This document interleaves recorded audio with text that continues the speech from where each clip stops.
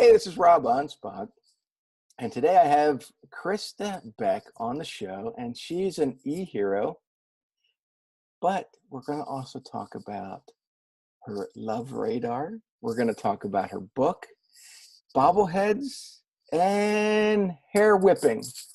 I don't just do it that well, but we'll get into all that. So, Crista, welcome to the show, and thank you for doing this interview. Thank you for having me. This is really fun. It's been a pleasure getting to know you just a little bit so far. We're going to have some fun. Yeah, all sarcasm, all the time. So, the other day I saw this video on your social media channel, and you were going on about the love radar. Tell us about that. Okay, so you saw the video where I did the whiteboard and I was showing what a radar is. Mm-hmm. Okay, awesome. So I've branded myself and going to be doing that more and more as the love radar. Ooh, a phone call.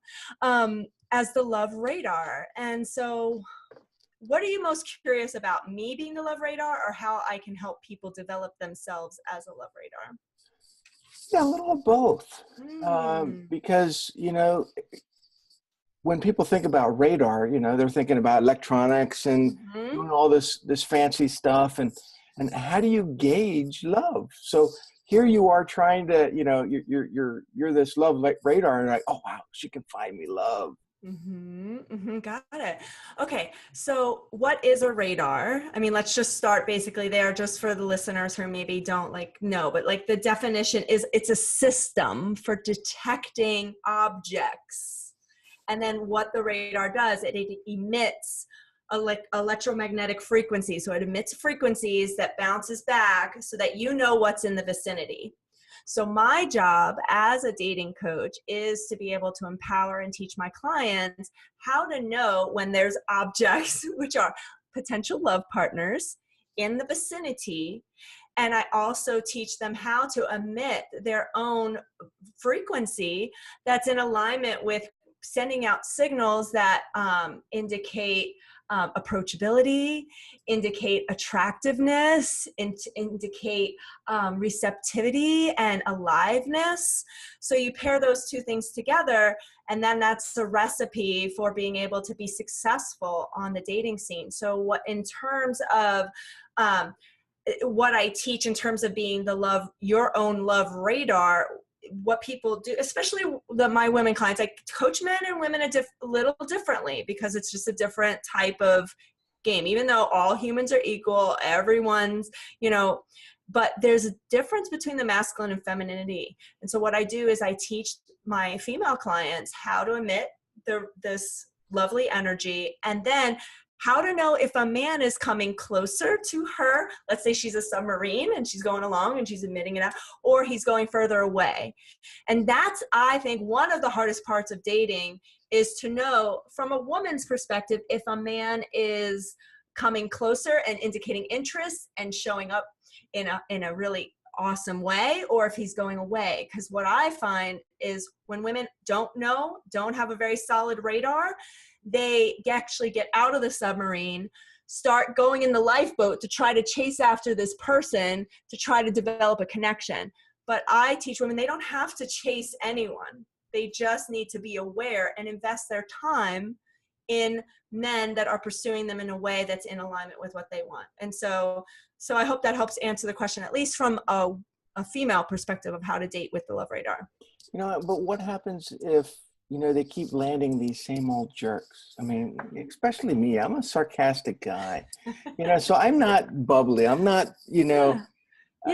So I probably emanate some signal that tells them to get lost. Yeah, but you're married 30 years. You have your fellow submarine that you two are going along. So your question, what I heard is so what if people keep attracting the same old, maybe not so great partners over and over again? Mm-hmm. Okay, so that's the great thing, because we don't have to allow negative people into our life. We don't have to allow, but sometimes maybe we get lonely, or we don't know, we don't have our eyes open to certain traits, if someone is good or not. So that's part of my job as a dating coach, to actually train you how to see what's in your vicinity, to put things on your radar so that you know whether this person is a good fit for you or not. And so one of my specialties is working with women who pick the same type of guy over and over again. And it's just a habit. It's just a pattern. And so what we do to reset that is I help my clients to get complete from past relationships, to see their patterning, to see the choice, to get it from the unconscious to the conscious, and then to powerfully create what they really want. Because most people just think love's this magical thing. And if they just go to the bars and they just go online, then they're going to find someone. But I'm about teaching, like my clients are like really successful, intentional people in business and life. You know, they're very like, they've got all the aspects of their lives going on great. It's just the love part is just not working. But you know, if you're the CEO of a company, you're very intentional about where it's going, especially if you're a good CEO. But if you can take and be the CEO of your own love life, which means you need to know where you're going, who actually would be a good long-term fit, and don't just base it on chemistry or attraction. You actually need to know. So that's part of the work that I do to help women to not keep picking the same type of guy over and over again. You know, I see a lot of women on social media, you know, they'll either go to these online sites, they'll go to the bars, and that's probably not the best place to tune on the radar to, you know, to get that ideal mate. Well, I mean, I think it depends on what a woman is specifically looking for. And in terms of online dating, I think online dating can be a great way to meet a lot of potential partners when you don't have a lot of maybe extra time. Like a lot of my clients, they're busy. They're either running businesses or have successful careers. And so they need to be very strategic with their time. Online dating can be really great. But the hard part about online dating is people actually think you just get on and you swipe and then it's easy. All online dating is, it's just getting someone's business card. When you go to a networking event and you get someone's business card, nothing's going to happen if you just put it in your purse or put it in your wallet and then you don't do anything with it. If you want to build a connection with that person, you want to do business with that person, you need to follow up, you need to set up a coffee, you need to do that. All online dating is getting someone's business card, and then you need to move them from the business card to, you know, to the phone, to a coffee date, to a wine date, to the next step. How'd you get started in this? How did I get started in this, or when did I get started in this? Why? Why? I think it's really been an evolution. It started back in 2009, so I'm almost up to my 10-year anniversary in January of being in the industry. But it really started with me being passionate about dating, relationships, romance, and I read Tim Ferriss's book, 4-Hour Workweek, and he just said, go to Thailand and start an online business. So I thought, okay, let's go to Thailand. And I didn't know what I was going to do. And I was there the first month. And I'm not the kind of person that just sits on the beach and can be content with that like every day. Maybe one day, maybe even just 5 hours. But I need to be working on a project, like a creative project. So after I was there for a few weeks, I'm like, okay, what do I want to do? What's going to be my thing? Like trying to channel Tim Ferriss, you know, in Thailand. And I was like, what am I passionate about? I'm passionate about relationships. I'm passionate about love. I'm passionate about dating. What can I do? And I'm like, I always wanted to start a website. So I actually built my own website, and I strategically built it. Back then it was like with keywords and, you know, being very strategic about it. And so I built that and started giving advice about everything that had to do with love and relationships. And then that grew. And at its pinnacle, it was having 90,000 visitors a month, which was amazing. And so I was really influencing people all around the world. And it was fun to watch, like, who was actually taking in my content, you know, Australia and, you know, people in Africa and Europe. And it was just fun to see the different countries. And then from there, it just really evolved more into creating trainings, helping people heal their heart. Then when people heal their hearts, they're like, what's next? I'm like, okay, let's help them get grounded and clear. And what's next? So I created a program around that. And then they're like, okay, I got clear now with that. And then I created a structure for them to win, to actually be grounded and held accountable to take the actions, and to have someone to hold their hand through the dating process, because dating process is really hard. It can be really messy. It can bring up stuff. And it's just so nice to have someone as your partner as you're going down this path that can at sometimes be very overwhelming if you don't have the right support. You know, and going back to the Tim Ferriss book, there's a lot of stuff in that book. And I read it a long time ago and I thought, I'm not going to Thailand. No way. But, for you to do that, that is just phenomenal. But where has things changed? Because, you started that 10 years ago, Mm-hmm. and, you've gotten thousands and thousands of people to go to that site. Mm-hmm. Is that site still around? I mean, what's going on with you?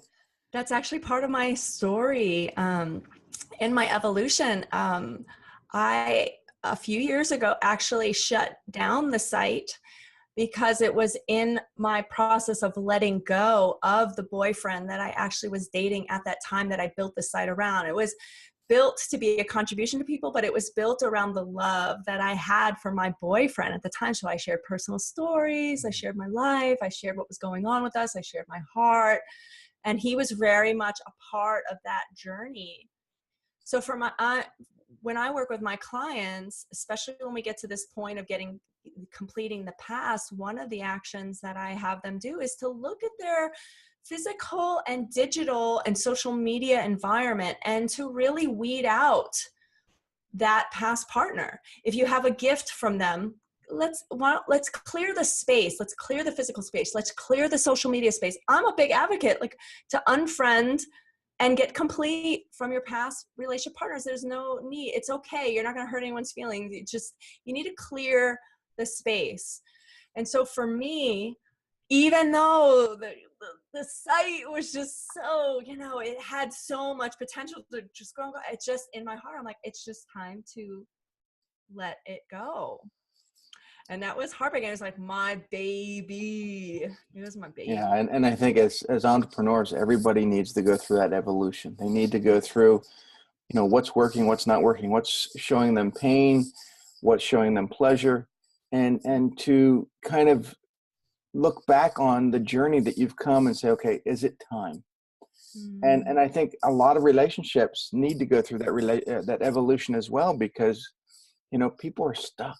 They're stuck in their relationships. They don't know how to get out. They don't know how to move forward.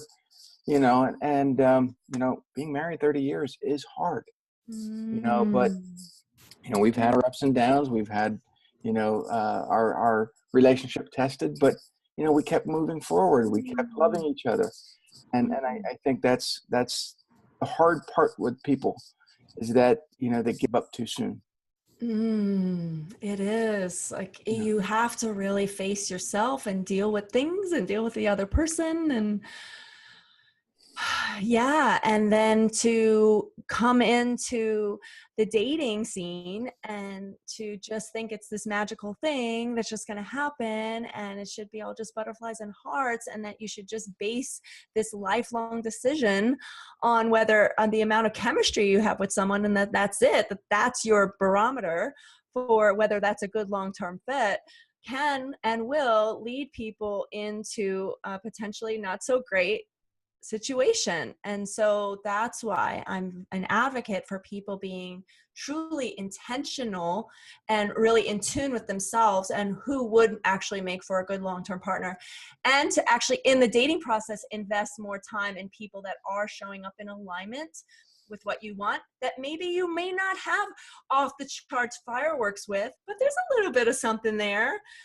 It's about creating a connection with someone and then from there seeing if it could be a long-term fit, instead of it's really kind of quick turnover, hot and heavy, kind of thing. And you really need to take the dating process a little slower, more intentional, and to see it more as this, in my opinion, is it is the biggest decision that you will make in your life. This person you choose to have as your partner for the rest of your life is going to affect how you think about things, the capacity in which you're going to be able to experience life, the capacity that maybe even you can grow as a person, this, what you can build together, the legacy that you can. So you want to think a little bit and be a little more grounded in the decision-making process and the sorting process of dating. Right. And if you're an entrepreneur like me, who's been doing this for 25 years, you need someone who's can see that being an entrepreneur is not a job.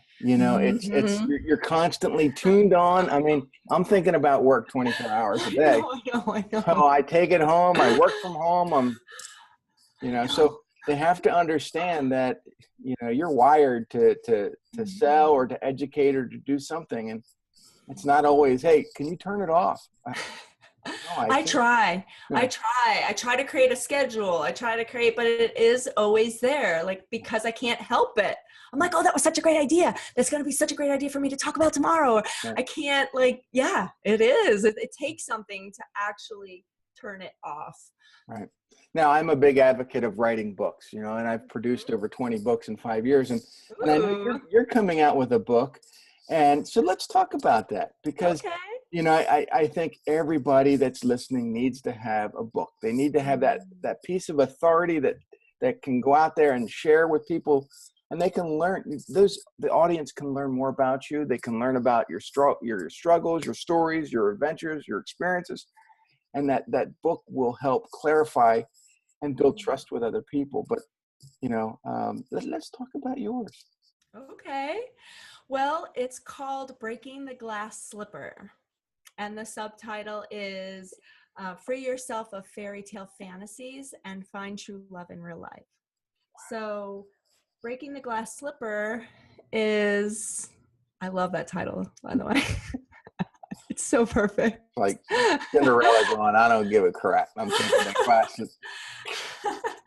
Well, it's more like, yes. And in the book, I'm distinguishing the fairy tales that single women tell themselves over and over again that actually prevent them from having love show up in their lives. And these fairy tales are propagated by Hollywood, media, Disney, and they're also propagated by society. These are things, like normal things that you hear people saying, and then they get into the consciousness, and people actually lean on these fairy tales to justify their experience. But when they lean on it too much, it either prevents them from taking action or from shutting off potential partners.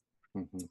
So one of those things is, love's just going to happen. You hear people say that all the time, right? Love's just going to happen. Yeah. Just keep waiting around. It's just going to happen. But there's plenty of fish in the sea. Yeah, it's going to happen. Don't you worry. Like, love's just going to happen. But how is it going to happen if you get up in the morning for work, you work all day, and then you drive home, and then you watch in the evening, you just watch Netflix? It's not going to happen unless you're creating an opening and taking actions in alignment with it happening. It's not just going to magically happen like in Disney. We're inundated that it's just gonna pop and it's just gonna happen. I just need to go along in life and I'm just gonna bump into someone. But you need to actually be intentional about it. You would make a bubbly fairy godmother. Oh, what's the song? What does she sing? There you go. And then you just charge everybody. You just magic wand, and then that's $1,000. That would be awesome. I love that. And then I get to wear the dress. Yeah. I get a tiara too. I would love that. That would be so And you flip your hair around. Yes. Just have some magical powers, and you just, those guys that are sitting there at they come from a long day of work, and they're sitting in front of their TV. They're saying, one day, and you just pop in and, yep, boop, and there you go, fairy tale. And the work that I do is magical on some level, and it may not happen like in 1 second, but like even just recently, like I have a client, he's been working with me for almost 4 months. When he first started, he was pretty resigned, pretty given up. He had given up, but he just really wanted someone. And now just within 4 months, he's like, his attraction level, he's like taking on being James Bond. He's talking to the ladies. He's like having fun. He's connecting. And now he's to this point, he's really found someone that he's really smitten with and really into, where when he first started working with me, he was just kind of like a little heavy and repressed, and now he's just being himself. That's magical to me. And yes, it takes time. It can't just happen overnight, but like 4 months is a pretty good amount of time to really change someone's perspective in life and energy level. So I'm actually really proud of the work that I do. So it's kind of like pixie dust, huh? Yeah, I'm like, yeah, a little magical. Come work with me. Get you some love. Yeah. So, are most of your clients in your area? I guess that's No, I work globally. globally. Mm-hmm. So where's the furthest you've gone? That I've worked with someone, probably Germany, because I do work with people in Europe. So I would say physically, like my inner GPS and like my spatial is trying to figure out like where the first. I would say Germany is probably the furthest. Yeah. Yeah. Wow. And then closest is I'm in Austin, Texas. Mm-hmm. So of course I always have a stream of people here just because I'm pretty, people know me here and I've built a, a community here. We get a lot of referrals here. Texas is awesome. I mean, I've been all over Texas. I've been to Germany. But having a global business is one thing, because now you got to remember, okay, well, Germany's 6 hours ahead, or for you it'd be 7 hours ahead. Yeah, it depends. Yeah. I have clients in Australia that's 14 hours ahead, and I'm like, yeah. this isn't working. Okay. So, here's the thing though, is that I think a lot of your concepts will help a lot of the entrepreneurs, not just finding a mate or finding true love, but also helping them understand how to keep clients, because that's a relationship altogether. I love And that. you have to understand that dynamic. So whether or not you're searching for a date or a client, they need to mesh with what you're thinking, how you're thinking, and you guys both have to have that synergy. Yeah, and there is a process when you're wanting new clients, there is a process of wooing them to some degree, like developing and slowly bringing them in. I work with a woman named Marusha Murphy. She's so awesome. And she talks about how when you're bringing a client in, you're there, think of it as a home. There's the front yard, there's the front door, there's the foyer, there's the living room, there's the dining room, there's the kitchen. And it's just like, how are you going to lead your client into to even open the door? Like, what's that little thing you can do to have them open the door? And then how are you going to have them feel? How are you going to have them experience you in the foyer? What options are you going to be getting? Are you going to be, do you want to come into the living room? And then what's the experience they're going to have in the living room? So in the same way, like with dating, it's like, where are you, it's about creating that connection. And I think the same way with business too, especially my business, because it is more of a belly to belly business where I can't just be like, hire me. I have to, be connected and have a relationship with them and be on the phone with them and talk to them and listen and really get to see if we are a good fit. Yeah, and you have to lead them. You have to lead them through all those different rooms before you can get to the bedroom. Oh, well, I don't take my clients to the bedroom, but I definitely, but after they work with me, I'm sure they'll have some experiences in the bedroom. There you go. So how do the listeners get a hold of you? How can they find you? How can they eventually read your book? Well, they can go to my website, which is CristaBeck.com. And I spell my name a little differently. It's CristaBeck, CristaBeck.com. And then I encourage your listeners, if you're resonating with what I'm saying or resonating with me, like hop on one of my complimentary calls. They're 20 minutes and we'll look at what you want and look at what could be stopping you and come up with a little action plan. And it's complimentary. You might as well do it. Just go to my website and click on like talk to me or something like that. And then just get on my calendar. I would love to talk to anyone who, feels pulled to be connected with me. It's just that easy. It really is. You just pick up the phone. And the thing is that relationships can be easy as well. But I think sometimes people overcomplicate them. They think that they need a lot of money to get into a relationship, and that's holding them back. And I think that they put stigmas into their own and say, well, I'm not good enough for that person. Yeah. That's actually one of the fairy tales that I do distinguish for my clients. Like, I don't have enough money. I hear that a lot on the phone. Like, I'm not to that place yet. Or I have debt. I also hear that version of it. I'm not financially free enough. I'm not.